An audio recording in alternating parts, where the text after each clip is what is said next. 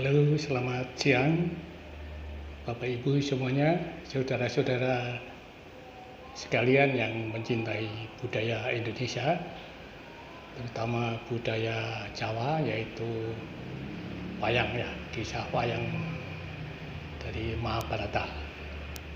Pada siang hari ini tidak seperti biasa, Pak Dion biasanya malam ya membuat konten tentang Ngutoroso ya. Biasanya Ngutoroso Lingsir-wengi, pada hari ini Ngutoroso siang hari ya. Terpaksa karena kebetulan hari ini tugas di kantor ya. Daripada bengong mengisi waktu, Pak Dion akan melanjutkan cerita tentang kekayaan budaya kita, yaitu budaya Jawa yang berkaitan dengan cerita wayang ya. Hari ini Pak Dion akan mengambil cerita tentang Pendito Durna ya, atau Begawan Durna atau Resi Durna ya, Resi Durna. Ini dari awal sampai gugurnya Begawan Durna ya. Pendito Durna itu asal usulnya sebenarnya dari keluarga istana juga ya. Jadi bapaknya seorang raja dan seorang resi ya. Jadi waktu mudanya dia bernama Bambang Kumboyono. Bambang Kumboyono punya dua saudara, yaitu Dewi Kumboyani ya. Jadi dia mempunyai adik Dewi Kumboyani dan saudara lagi Aryo Kumboyoko ya, Kumbokarno ya, bukan Kumbokarno ya. Kumboyono itu untuk Pendito Durna, lalu adiknya Kumboyani dan adiknya lagi Kumboyoko ya. Jadi bapaknya sendiri seorang raja atau resi bernama Resi Baratmojo atau Prabu Baratmojo dari Hargo Jembangan ya, dari Hargo Jembangan ya. Dengan ibunya seorang bernama Dewi Kumbini ya. Ibunya Pendito Durna bernama Dewi Kumbini ya. Jadi pada waktu itu dia masih sangat muda dan ingin memperluas wawasannya ya, yaitu ingin merantau untuk mencari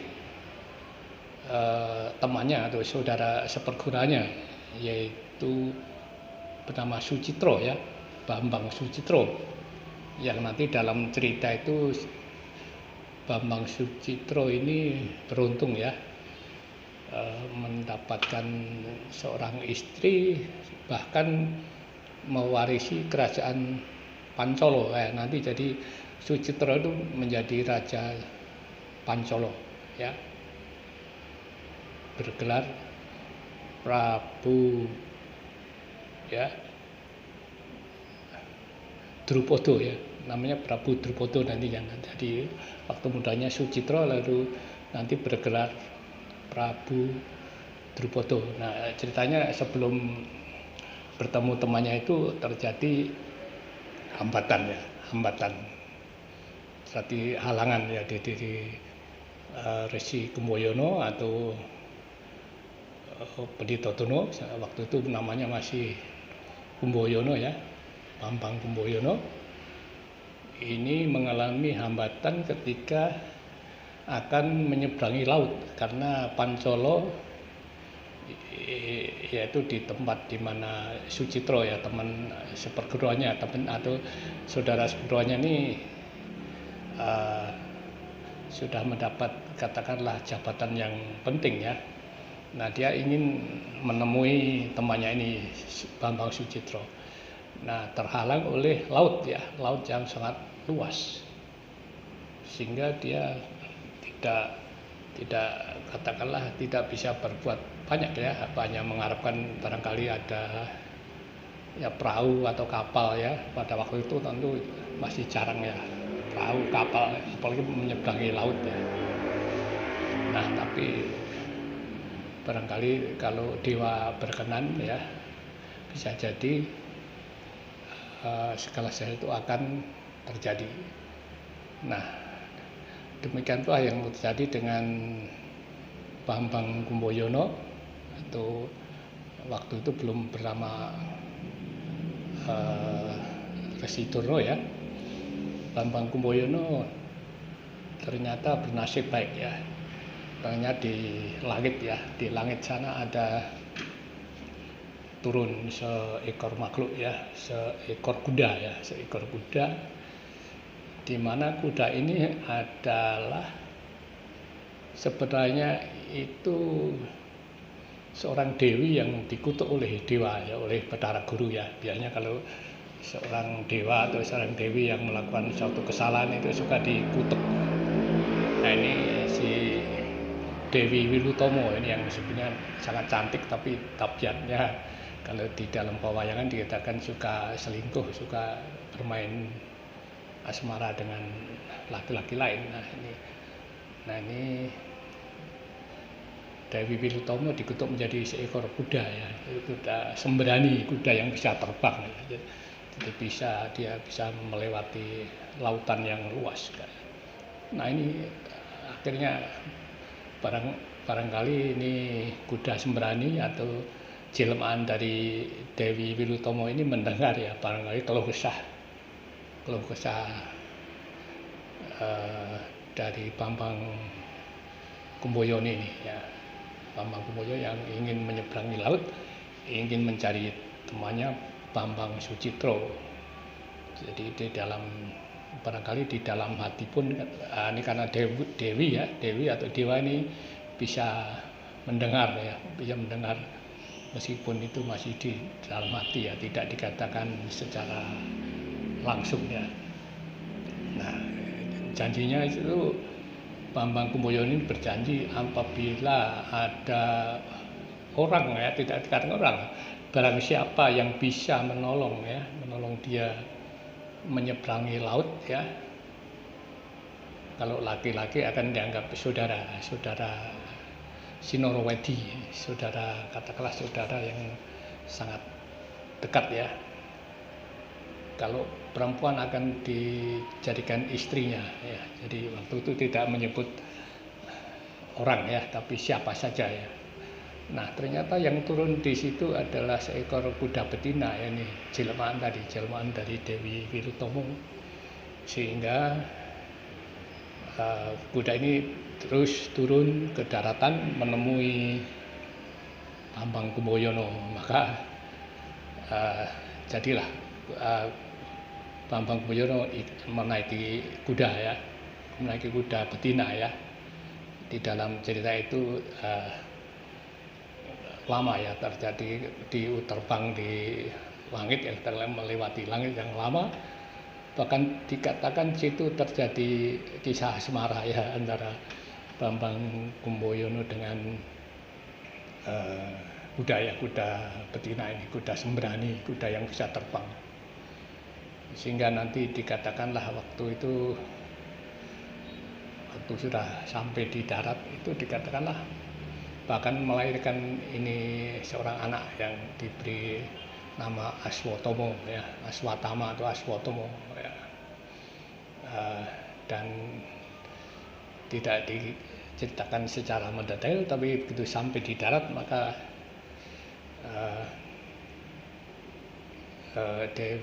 Bambang Kumboyono ini sudah mempunyai anak laki-laki ya, dikatakan hasil dari katakanlah perkawinan dengan Dewi Wilutomo yang waktu itu menjelma menjadi seekor kuda ya.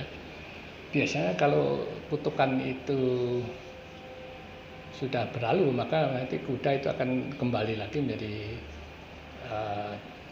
bentuknya semula, yaitu dari waktu itu Dewi Wilutomo kan dikutuk menjadi seekor kuda, maka dia kembali menjadi Dewi kembali dan pulang katakanlah karena sudah menjalani hukumannya tadi. Dan ternyata hukuman tadi mungkin barangkali akan kutukan itu hilang apabila dia ya menikah barangkali, ya menikah atau membantu orang lah ya, menikah atau Bambang tadi Kumboyono ya, sehingga dia kembali menjadi dewi dan kembali ke kayangan lagi.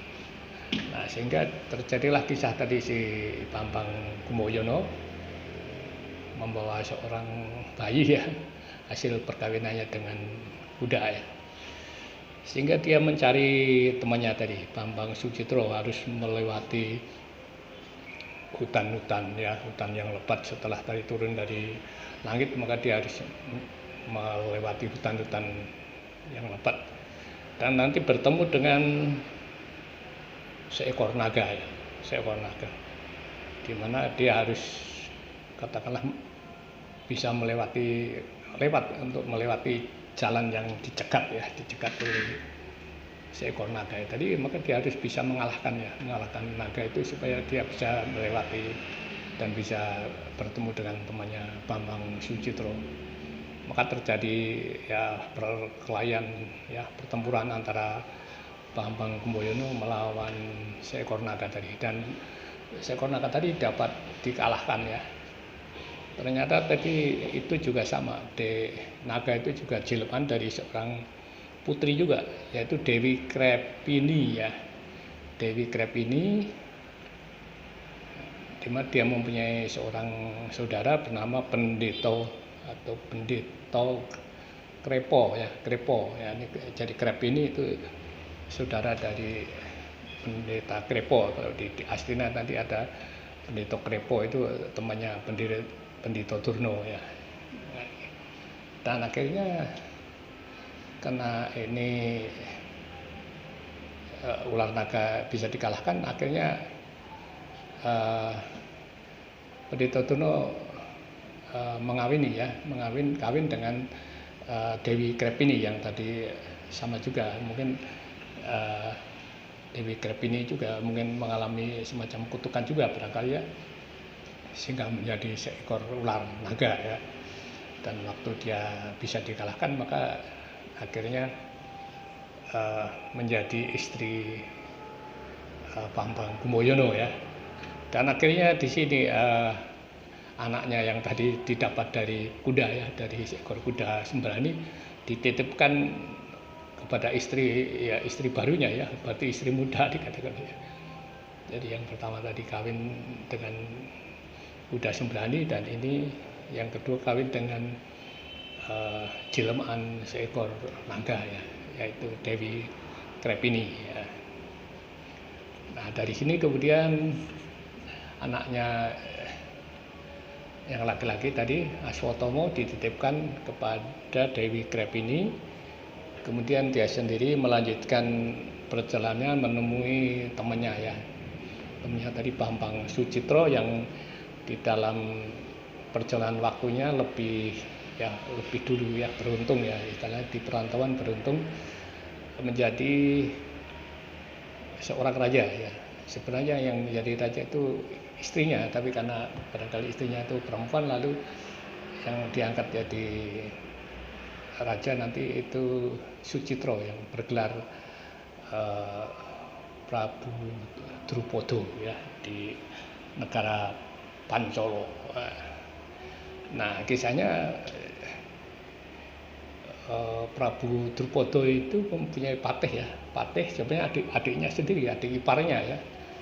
Adik iparnya itu sebenarnya bisa menduduki raja, tapi waktu itu dia bersumpah tidak ingin jadi raja. Jadi waktu itu dia jadi patihnya ya, jadi patih atau wakil ya, wakil raja. Nah, kebetulan sebelum dia menjadi patih di Pancolo ini, dia sebelumnya lebih dulu menjadi patih juga, patih Raja Pandu ya, Raja Pandu di Raja Astina ya, Raja Astina waktu itu rajanya Pandu, dan wakilnya itu Gondomono ya, patih Gondomono yang sangat, katakanlah sangat keras, sangat tegas, jujur, polos ya. Dikatakan kadang-kadang kasar ya, kasar tapi jujur orangnya aja kalau sifatnya barangkali seperti Bima ya, seperti Werkudara itu kalau sifat-sifatnya itu orang yang sangat jujur tapi sangat polos ya. Jadi kalau marah ya begitulah, barangkali teriak ya. Dan waktu itu pernah difitnah ya, waktu dia jadi patih di Astina ya, pernah saya ceritakan, kenapa diceritakan bahwa patih waktu jadi patih itu difitnah sama Sengkuni ya. Waktu itu Sengkuni masih menjadi juru bicaranya, juru bicara di Astina ya, bukan juru bicara ya, semacam ya penasihat waktu itu, karena Sengkuni itu kalah perang dengan Pandu sehingga dia mengabdi pada Pandu, dan adiknya Sengkuni itu Madrim, bukan adik Sengkuni ya, Sengkuni ya betul, kalau nggak salah adik Sengkuni itu waktu itu kalah perang lalu dia mengikuti Pandu ya, lalu sehingga dijadikan semacam penasihat ya. Dan kayaknya karena si Gondomono itu pernah difitnah, waktu itu difitnah akan menggulingkan kerajaan Astina bersama dengan kerajaan di itu Prabu namanya Trembuku ya, dari Pringgondani ya, kerajaan Pringgondani. Nah, di waktu itu Sengkuni memfitnah Patih Gondomono akan melakukan kudeta atau katakanlah menyingkirkan Pandu bersama dengan kerajaan dari Pringgondani. Tetapi itu fitnah ya. Akhirnya waktu itu Gondomono bisa dibunuh, tetapi bisa dihidupkan kembali oleh kalau tidak salah itu Resi Bagaspati ya. Sehingga waktu itu begitu dia hidup kembali, dia ngamuk ya, dia balik ke Astina, dan itu Sengkuni yang tadinya cakep tampan itu menjadi cacat ya, karena diajar habis-habisan oleh Gondomono, menjadi cacat ya, terutama wajahnya. Nah ini kembali Gondomono akhirnya karena dianggap salah oleh Pandu, akhirnya dia diusir lah. Maka dikatakan dalam cerita itu Gondomono ditundung itu diusir ya, diusir dari Astina, dari wakilnya, dan akhirnya nanti wakilnya jadi Sengkuni yang jadi wakilnya Astina sampai waktu itu Pandu meninggal dan kerajaan diwariskan kepada kakaknya ya, Dastorastro, dan kemudian diwariskan kepada anaknya Dastorastro bersama Gendari ya. Gendari itu kalau tidak kakak adiknya Sengkuni ya. Akhirnya Duryudono itu ponakannya yang nantinya menjadi raja, dan ini Sengkuni terus bertahan ya, menjadi patih ya, di Astina. Nah ini kita kembali ke Kumboyono tadi. Akhirnya Kumboyono bertemu dengan Sucitro yang ternyata sudah menjadi raja di Pancolo ya, di Pancolo, dan bergelar Prabu Drupada. Nah dalam ceritanya itu waktu dia datang ke istana Pancolo dan dia bertemu dengan Prabu Drupada, dikatakan itu ada dua versi ya.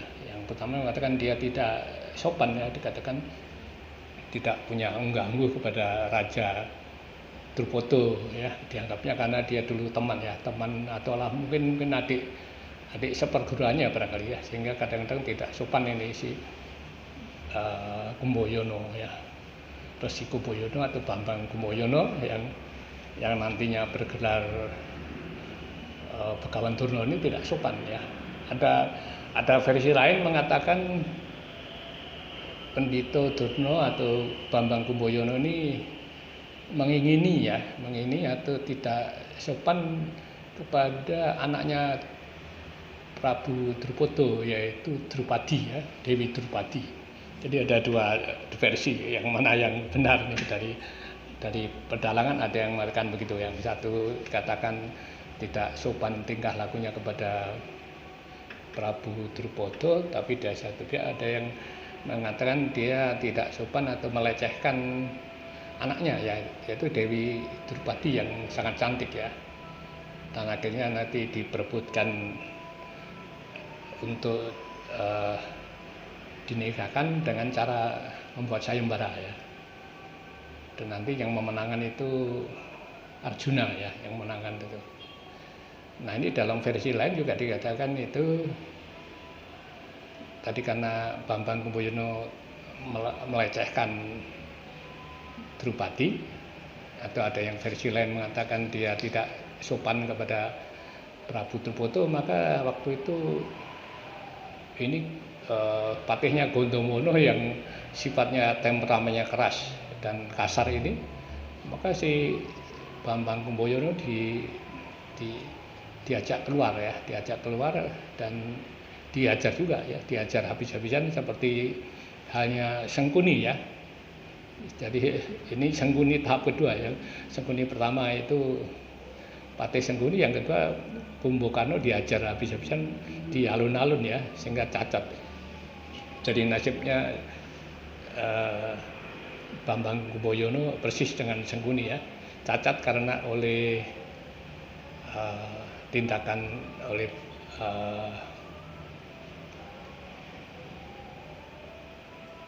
dilakukan oleh tadi Gondomono ya. Jadi Patih Gondomono ini jadi dua kali mengajar orang ya. Jadi pertama Sengkuni, yang kedua Kumboyono atau yang nantinya disebut Resi Durna atau Pendhita Durna. Nah itu ceritanya ya. Kemudian untuk berikutnya dikatakan nanti bahwa akhirnya Pendhita Durna ini menjadi seorang guru ya, guru katakanlah guru kesaktian lah ya di kerajaan Astina. Nanti yang diajar itu anak-anak Pandu, yaitu 5 itu adalah antara lain ya Bima, Arjuna ya, ada Yudhistira, ada Nakula Sadewa, termasuk anak-anaknya Dastarastra ya. Jadi Duryudono dan adik-adiknya yang berjumlah semuanya 100, atau tepatnya itu 99 karena yang satu itu perempuan ya. Jadi yang laki-laki itu 99 ya. Akhirnya nanti Pendhita Durna diangkat sebagai guru ya, yang mengajar Astina. Jadi keluarga, dua keluarga itu, anak-anak Pandu dan anaknya Dastarastra ya.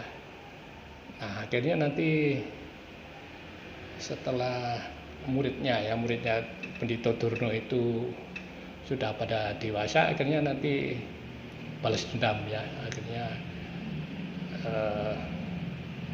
katakanlah Pendhita Durna ini waktu kalau tidak salah meminta jatah apa kepada Sucitra tadi, yang Prabu Drupoto tadi ya, untuk menuntut balas kepada Gondomono ya, dengan dikatakanlah waktu itu ada yang mengatakan juga sayembara itu ada waktu Drupadi akan dinikahkan, itu dibuatkan sayembara untuk para raja yang ingin meminangnya ya. Dikatakan itu Arjuna dapat memenangkan sayembara memanah. Lalu ada satu lagi sayembara itu dikatakan barang siapa yang mengalahkan Patih Gondomono itu juga bisa dikatakan berhasil boleh mempersunting Dewi Drupadi. Dan akhirnya waktu itu yang berhasil mengalahkan itu Bima ya. Bima itu Werkudara yang itu bisa mengalahkan dan membunuh Gondomo yang sebenarnya sifatnya mirip ya, kedua orang itu antara Bima dan Gondomono itu sama-sama orang yang jujur, yang baik gitu ya, tapi agak kasar ya. Dan disitulah akhirnya Pendhita Durna berhasil membalaskan dendam ya, membalaskan dendamnya karena pernah dihajar oleh Gondomono. Nah, kemudian pada kisah terakhirnya akhirnya nanti dalam peperangan Baratayuda itu Pendito Dono yang dikatakan sangat sakti itu dikatakan sulitlah dikalahkan, karena dia dikatakan guru ya, guru kesaktian ya, dari para Pendawa dan Astina ya. Tapi akhirnya nanti Bathara Kresna yang menjadi katakanlah itu ya katakanlah pemimpin atau penasihat dari Pendawa dalam peperangan itu akhirnya membuat tipu muslihat ya, supaya Pendito Dono ini dibuat semacam shock atau stres gitu ya, barangkali supaya konsentrasinya itu bisa hilang. Dan akhirnya waktu itu Bima yang jago perang itu disuruh membunuh seekor gajah ya, seekor gajah namanya Hestitomo ya, yang mirip dengan nama anaknya Pendito Dono ya, Aswatomo ini Hestitomo. Akhirnya dalam peperangan yang ribut itu para prajurit Pendawa disuruh teriak-teriak, Aswatomo mati, Aswatomo mati ya. Dan begitulah begitu Pendito Dono mendengar nama anaknya disebut-sebut mati ya, dia kelihatan shock ya.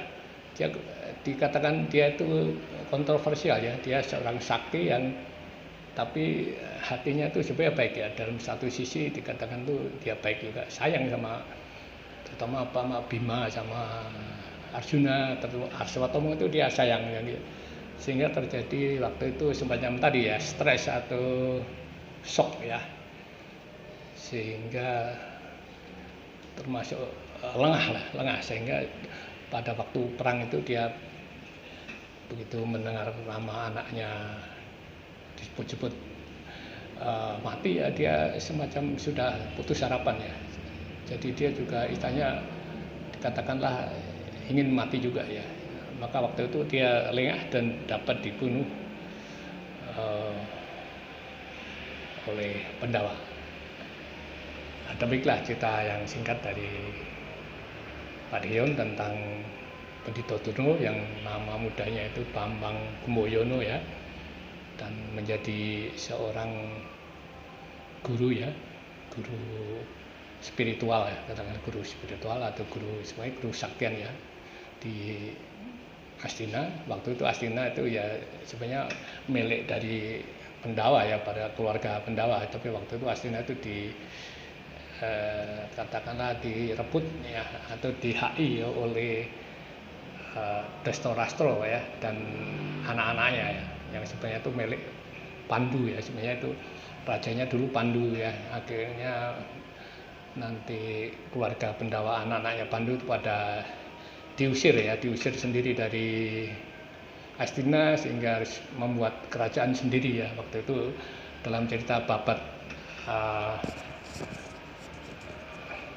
Alas ya, dikatakan Alas Mertani ya. Jadi dia membuat kerajaan sendiri dan di situ beruntung malah mendapat kerajaan yang sangat indah karena itu milik katakanlah sekelompok semacam jin atau siluman ya, yang mempunyai istana sangat indah di hutan ya, hutan Mertani itu ya, dikatakan juga itu.